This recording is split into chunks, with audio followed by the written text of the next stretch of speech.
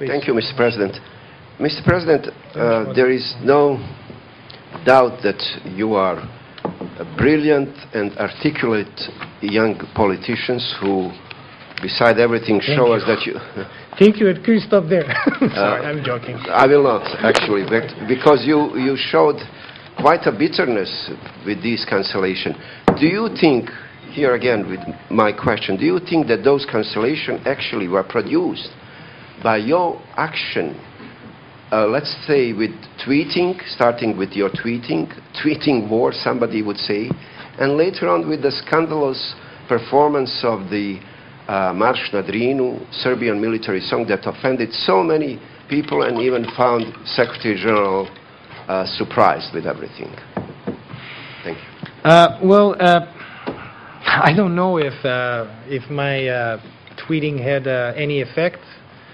I did tweet about this topic, if I remember well, in November of last year when those acquittals were done by The Hague, when the appeals chamber of The Hague voted 3-2 to acquit the generals who were convicted in the first instance to big terms in prison. And it was after that tweeting that we started working and getting all these confirmations for all these people who would participate, and the confirmation of those one of the two states who ended up boycotting.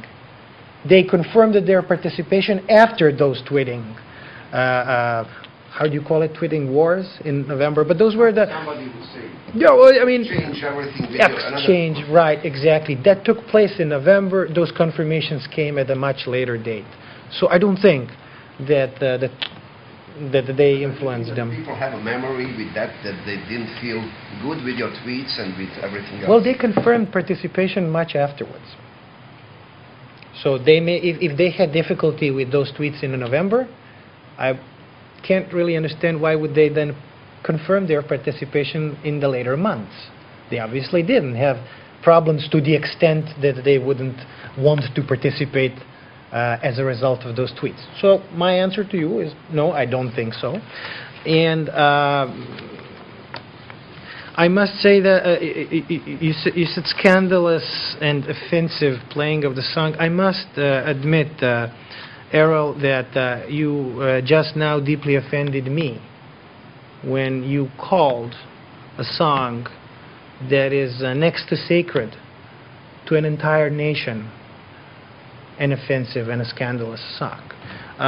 I've never discussed it in public. I had public announcements. I had them on my website. My point of view. I've never had a chance to say it in public, but I will use this opportunity to say it now. The First World War is one big part of Serbian history, and we feel very emotional about it because 1/3 of our male population died in that war defending the country against the aggression. 1/4 of a total population died. It was a 1/3 of male population. That song, written back in 1918, symbolizes our sacrifice for freedom in a war which we fought on the side of the Allies. That's a big part of our history. That's a big part of our culture. That's a big part of who we feel we are. And we shared it with the international audience. And I personally find it deeply offensive that you are branding those songs which are next to sacred, as I said, to my people in such a way. Please. Sure, thank you. Just as a follow-up. Thank you. What about the... Have you not offended me? Maybe I would have allowed a follow-up. But I Please. would like even to offer explanation to that.